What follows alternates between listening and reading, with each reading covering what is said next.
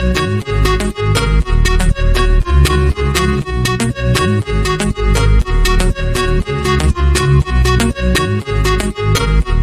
thème de ce jour, c'est Dieu a-t-il créé Satan? Nous savons tous que Jésus, quand il était sur la terre, quand il était au milieu des hommes, il parlait en parabole.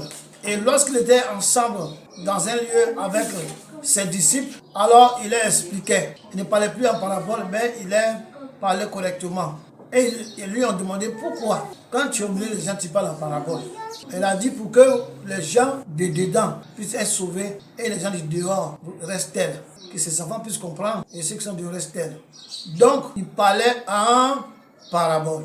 On va lire Matthieu 13, verset 36. Alors, il les renvoya à la foule et entra dans la maison. Ses disciples s'approchèrent de lui et dirent, explique-nous la parabole des livrets du champ. Et là, il a commencé à leur expliquer. On ne va pas continuer à lire ça. C'est qu'il voulait parler seulement qu'il parlait avec parabole. Quand il était au milieu de la foule.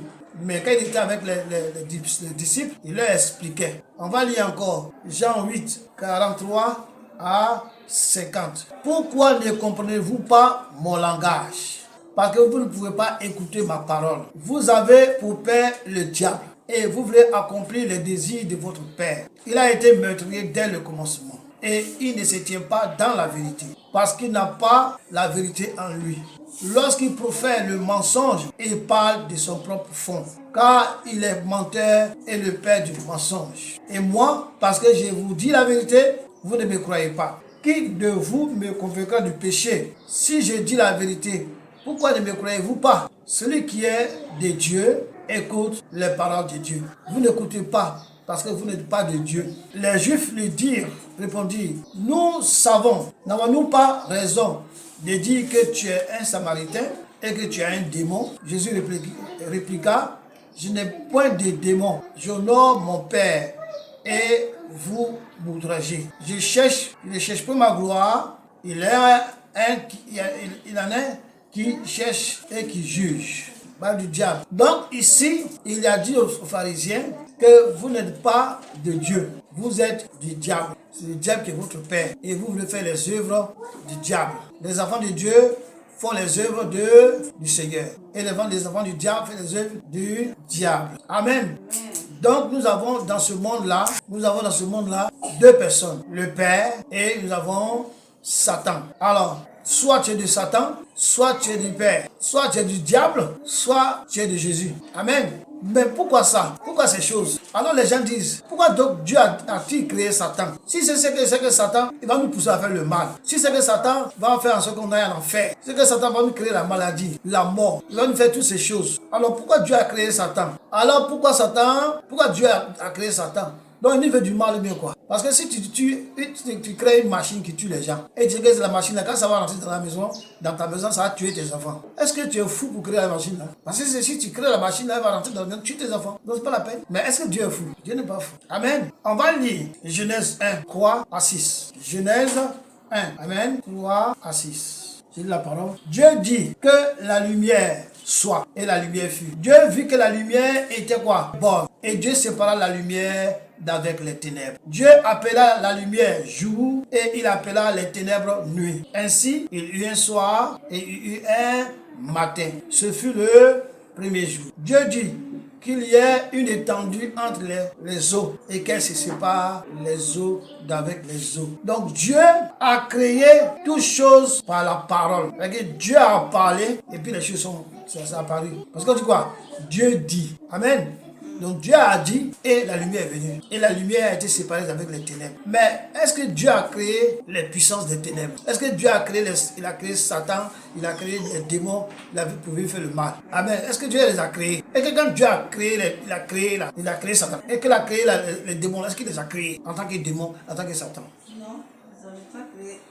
C'est ça qu'on va voir. Amen. Donc, dans quelle langue parlait Dieu pour créer? On dit Dieu dit. Est-ce que Dieu parlait en français? Est-ce que Dieu parlait en anglais? Est-ce que Dieu parlait en lingala? Est-ce que Dieu parlait en wolof? Est-ce que Dieu parlait en Nushi? Est-ce que Dieu parlait en BT? Est-ce que Dieu parlait en chinois ou en japonais ou en russe? Est-ce que au moment où Dieu créait, est-ce qu'il y avait la langue russe? Est-ce qu'il y avait la langue française? Est-ce qu'il y avait au commencement quand Dieu dit que au commencement Dieu créait la terre et le ciel? Est-ce qu'il y avait la langue russe? Le parler de Dieu, c'était le parler de l'esprit. C'est pas une langue qu'on parle comme ça là. C'est pas une langue qu'on parle comme ça, c'est le parler de la langue de l'esprit. C'était le parler de Dieu. C'était la manifestation de l'esprit. Donc quand Dieu parlait, ça veut dire Dieu dit, c'est que Dieu agit. Quand Dieu a parlé là, il agit. Donc, quand il parle, qu'est-ce qui agit? Le Saint-Esprit. Quand Dieu dit, c'est le Saint-Esprit qui agit. Donc c'est quand Dieu dit et son esprit agit. Tant que Dieu n'a pas dit, son esprit est tranquille. Amen. Donc c'est ça qu'il s'agit. Le parler de Dieu, c'est parler de l'esprit. Le parler de l'esprit, c'est la manifestation de l'esprit. C'est pourquoi quand tu as le Saint-Esprit et que tu parles au nom de l'esprit, il se manifeste. Tu as le Saint-Esprit, quand tu dis quelque chose et dis au nom de l'esprit, l'esprit c'est ça que Jésus. Sois guéri au nom de l'esprit.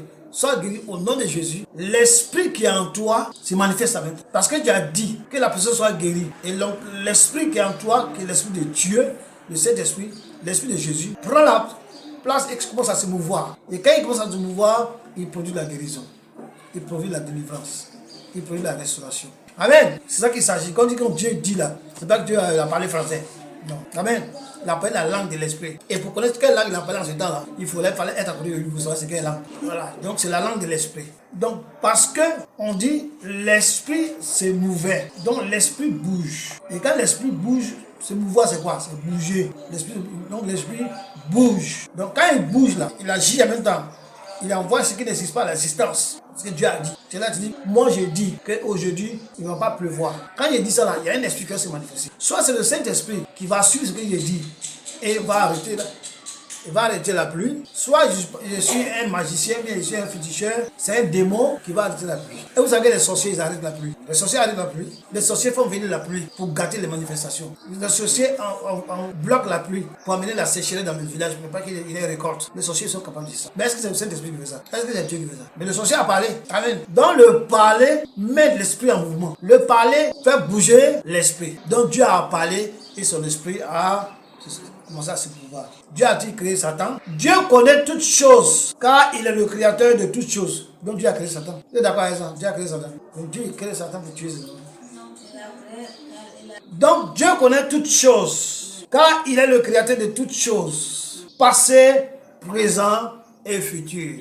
C'est Dieu qui crée. Parce qu'il a créé dès le commencement là. Il continue de créer aujourd'hui. Dans le futur encore, il va créer même encore plus. La Bible dit qu'il y aura une nouvelle terre. Il va créer encore une nouvelle terre. Bien sûr. Donc il n'a pas fini de créer. On va lire 1 Jean 3, verset 20. Car si notre cœur nous condamne, Dieu est plus grand que notre cœur. Il connaît toutes choses. Car si notre cœur nous condamne, Dieu est plus grand que notre cœur et il connaît toutes choses. Donc Dieu connaît toutes choses. Qu'est-ce que ça veut dire? Dieu n'a pas créé Satan, mais Dieu a créé Lucifer, l'ange de lumière. Amen. Dieu connaît toutes choses, comme j'ai dit.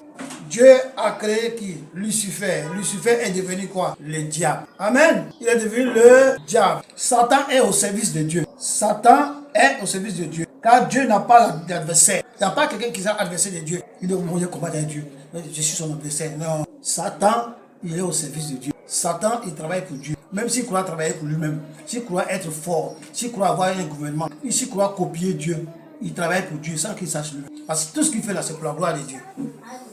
Il ne fait que remplir son ministère. Satan ne fait que remplir son ministère. Qui connaît son ministère? Quels sont les versets de son ministère? Jean 10. C'est le ministère de Satan. Donc, personne ne peut contester avec Dieu. Personne ne peut contester avec Dieu. Personne ne peut dire que, bon, ce que Dieu dit, ça, moi je ne veux pas. Quand tu dis que tu ne veux pas là, c'est dans le scénario. Dans le scénario, il a dit que celui-là, à un moment donné, il ne va pas faire ce que je veux.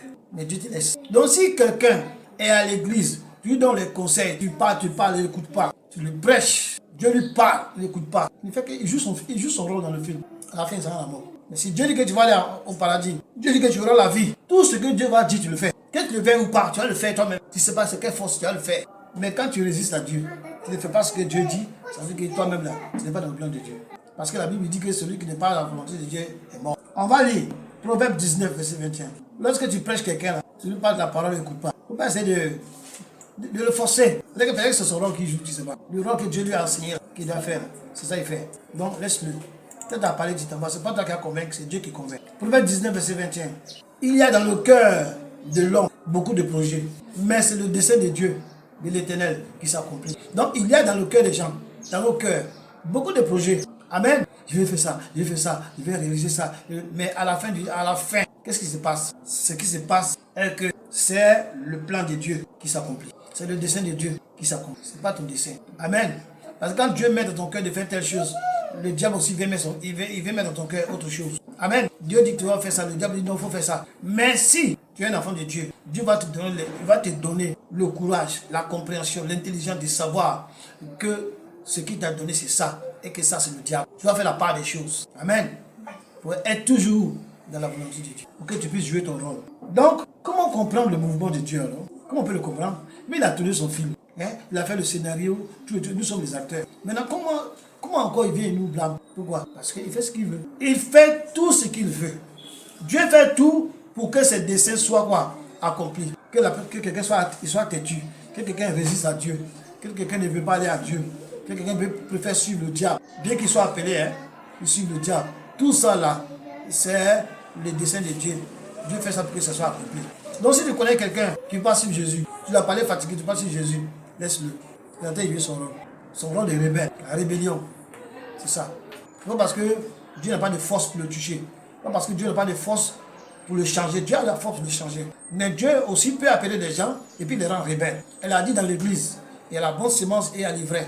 Donc Dieu a permis que l'ivraie vienne là-bas. Mais l'ivraie, elle est parmi les enfants de Dieu. Il fait même chose que les enfants de Dieu. Mais il n'accomplit pas la volonté de Dieu. Il n'accomplit pas. Donc l'ivraie là, il est mort. Oui, elle est morte si tu veux. Amen. Mais ceux qui sont la bonne semence là, ils vont suivre ce que Dieu dit. Dans les difficultés, dans la pauvreté, dans la misère, dans la sécheresse, ils vont faire ce que Dieu dit. Parce que c'est le plan que Dieu, c'est leur rôle. Ils vont jouer ce rôle parfaitement. Sans dire non, ils vont faire ça parfaitement. Ils accomplissent leur rôle. Donc, il faut que, pour que les plans de Dieu soient accomplis, il faut qu'il permette toutes ces choses. Amen. Satan, Caïn, Judas, Nebuchadnezzar, Pharaon. Amen. Ce sont des instruments de Dieu. Ils étaient des instruments de Dieu. C'est pas que quand Caïn a tué son frère, maintenant que Dieu sait que, si il savait que Caïn a tué son frère là, il disait, non, il n'y avait pas le créer. Non, tout ça là, ce sont les desseins de Dieu qui s'accomplissent. Tout ça là, c'est la volonté de Dieu qui s'accomplit. Parce qu'un enfant de Dieu, que Dieu a appelé, en qui Dieu va mettre son esprit, pour qu'il fasse la gloire de Dieu, il ne va pas s'entêter. Mais si on l'appelle à faire l'œuvre, il va dire, je ne fais pas, mais il va le faire. Tu sais, dans la Bible, il y a deux enfants. Il y a un que son père dit, viens travailler, il dit, j'arrive. Il y a un que son père dit, viens faire, il dit, je ne viens pas. Mais finalement, celui qui dit qu'il ne vient pas, il est venu faire. Et celui qui dit, j'allais venir, il n'est pas venu.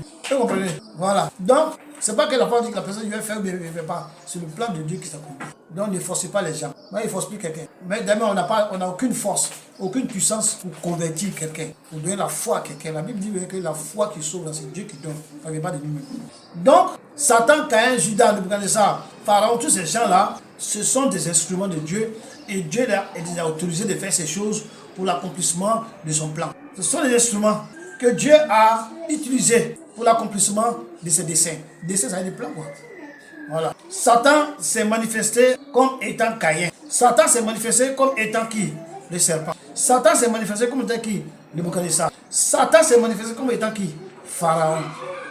Judas. Tout ça, c'est Satan qui fait ça. Hein. Caïn n'a aucun pouvoir pour dire que je vais faire ça. Non. C'est Satan qui s'est manifesté comme ça. Quand quelqu'un tue les gens là, qui l'a pour ça tuer? C'est Dieu, mais c'est Dieu. Mais t'entends? C'est Satan qui s'est manifesté comme ça. Donc toutes ces personnes-là, c'est Satan qui s'est manifesté. Depuis le jardin d'Éden. Il est lu dès le début. Le diable est menteur dès le commencement. Et vous avez pour père le diable, vous voulez faire ses œuvres. Les œuvres du diable, c'est quoi? Mentir, tuer, voler. Quand tu fais ça, tu appartiens au diable, tu es enfant du diable. Amen. C'est ça qu'il s'agit. Donc ce n'est pas un truc que Dieu est surpris. Pourquoi Satan est tué? Dieu est surpris, non. Dieu a dit à Satan, attention, le péché est couché devant ta porte. Hein. Fais attention pour éviter. Mais Dieu savait que Caïn ne va pas éviter. Il va tuer son frère. Dieu savait. Amen. Voilà, tout ça c'est le plan de Dieu pour accomplir sa gloire. Pour dire que comme Dieu est bon, Dieu a averti même Caïn, il n'a pas écouté la Dieu son frère. La gloire de Dieu. Amen. Tout ça c'est la gloire de Dieu. Ça son dessein. Donc Satan s'est manifesté dans toutes ces choses. Il s'est manifesté. Dieu a créé le diable pour ce but. Le but qu'on a dit tout à l'heure, on a dit quoi, Jean combien? Jean 10, 10. C'est ça. Satan, dans sa fonction, Dieu lui a donné la capacité d'imiter. Dans la fonction de Satan là, la fonction en tant que Satan là, Lucifer, non pas Lucifer, Satan, le diable là, Dieu lui a donné la capacité de faire quoi? D'imiter. Satan, c'est un grand imitateur. Et Dieu l'a permis d'imiter pour tromper ceux qui ne sont pas ses enfants. Mais le Satan ne peut pas tromper les enfants de Dieu. Les élus de Dieu, ce Satan ne peut pas les tromper. Paul a dit, qu'est-ce qui va nous séparer de Dieu? Est-ce que c'est la faim? Est-ce que c'est la pauvreté? Est-ce que c'est la misère? Est-ce que c'est la peur?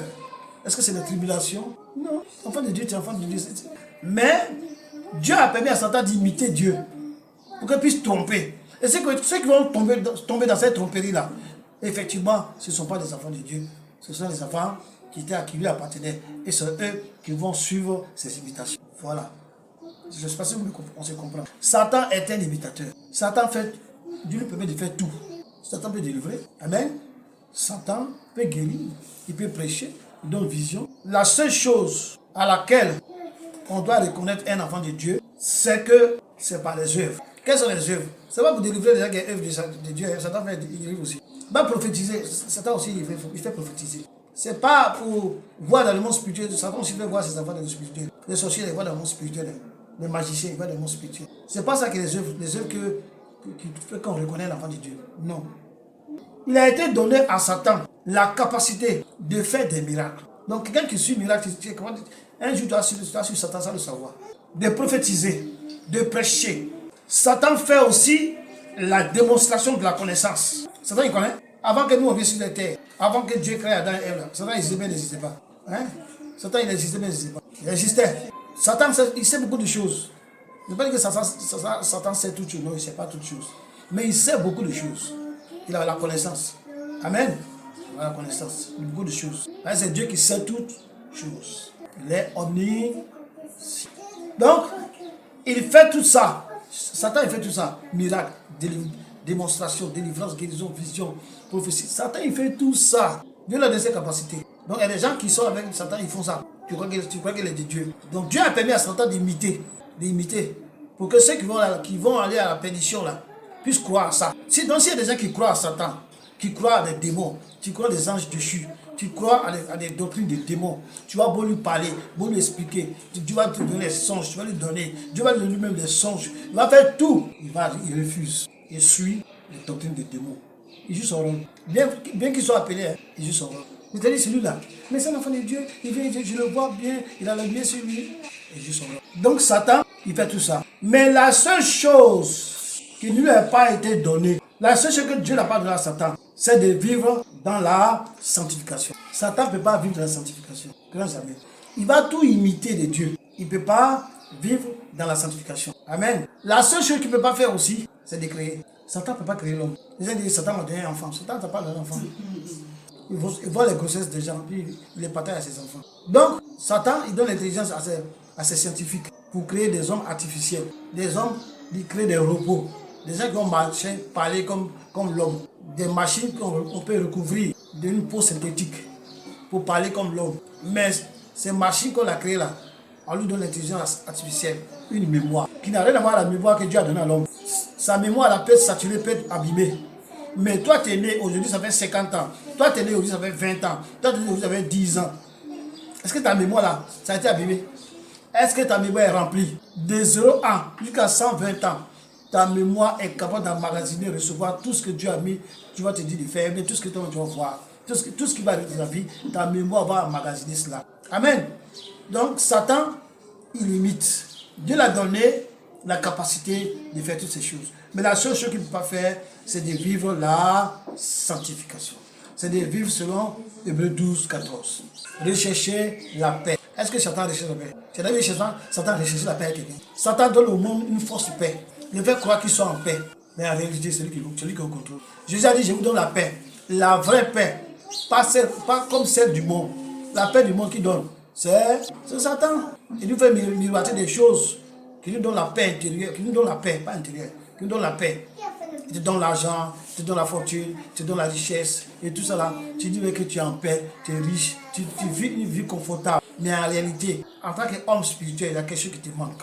Tu n'es pas en paix. Des gens sont multimilliardaires et ils ne sont pas en paix. des gens sont multimilliardaires et ils n'arrivent pas à dormir la nuit. La nuit, au moment où les gens dorment, les enfants dorment, les grandes personnes dorment, tout le monde dort. Ces personnes-là, ils sont en train de compter les plafonds, en train de compter les pointes des plafonds. La nuit, ils ne dorment pas. Il y a d'autres leurs fortunes là, ils ne doivent pas dormir la nuit.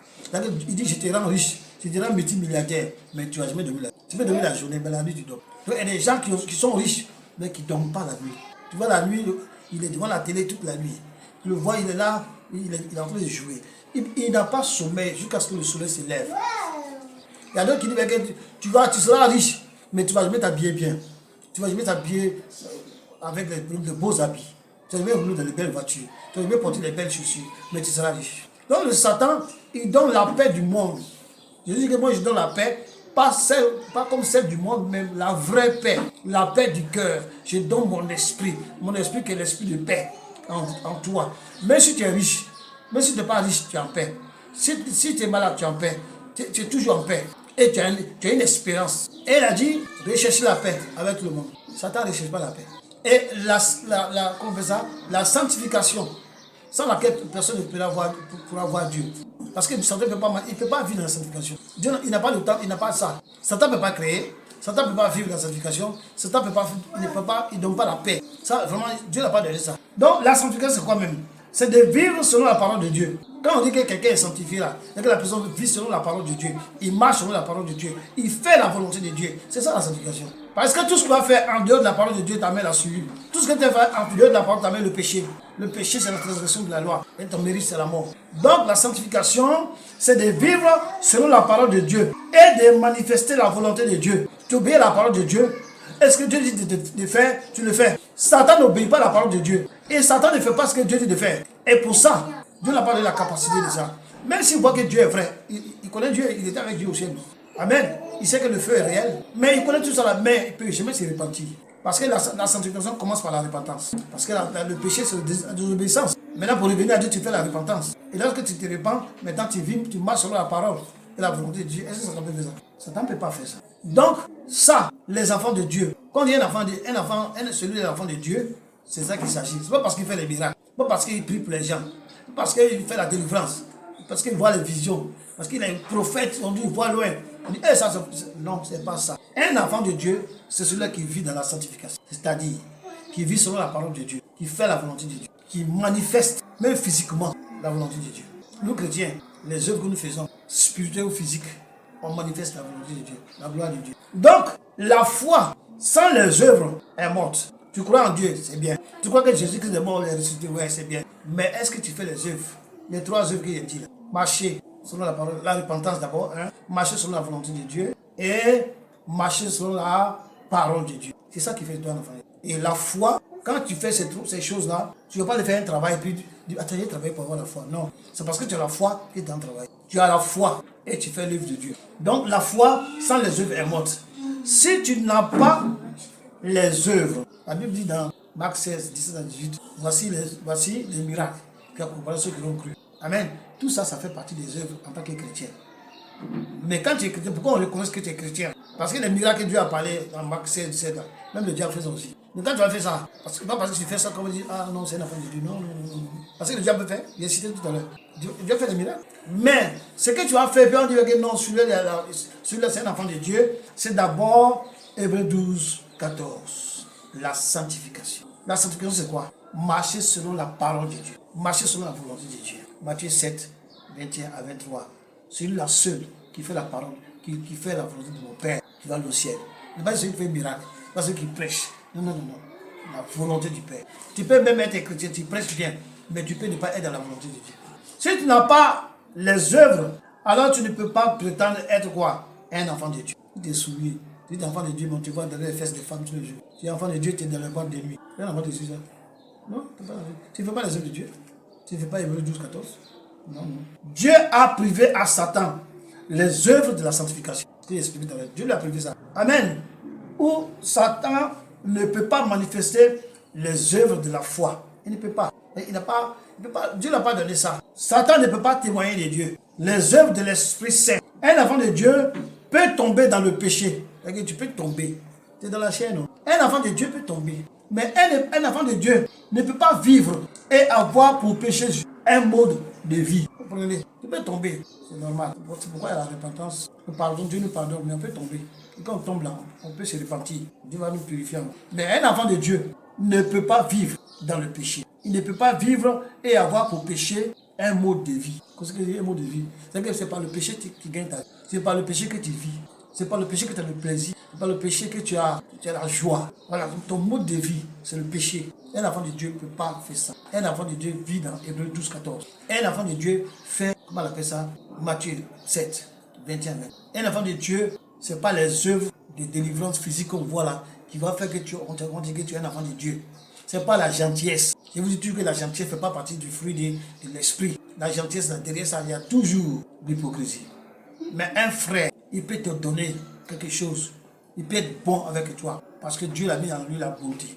Dieu a mis en lui la libéralité de donner. Il y a des femmes, il y a des hommes, quand ils donnent là, c'est cela qui sont en joie. Quand ils voient quelqu'un souffrir là, ils sont dérangés. Même s'ils n'ont rien et que la personne demande, il préfère donner à la personne, puis il va laisser comme ça. Ça fait sa joie. Ça, c'est l'enfant de Dieu. Mais quelqu'un qui vient chez toi, dit, ah, je lui donne à manger. Parce qu'il a une voiture. Demain, quand il va au travail, je peux monter avec lui pour partir. Il ne peut pas me refuser parce qu'il a donné à manger. Oui. Ça, c'est la gentillesse. Et derrière ça, c'est la tromperie. La bonté naturelle de Dieu, tu donnes sans regarder derrière. Tu donnes sans calculer, sans qu'il s'agisse. Un enfant de Dieu peut tomber, mais il se relève. La Bible dit que le juste tombe 7 fois. 7 fois, il fait quoi? Il se relève. Mais qui va dire que depuis que les chrétiens n'est pas encore tombé jusqu'à 7 fois? En tout cas, on ne peut pas dire qu'il ne peut pas tomber. Dans la Bible dit qu'on ne peut pas vivre sans péché. Regarde, quand tu regardes une femme qui passe comme ça, c'est déjà péché. Déjà, mais dans la journée, il peut pécher 10 fois. Il peut tomber 10 fois. Alors que la Bible dit 7 fois. Mais parce que tu tombes 8 fois, Dieu va te rejeter. Non, tu es tombé.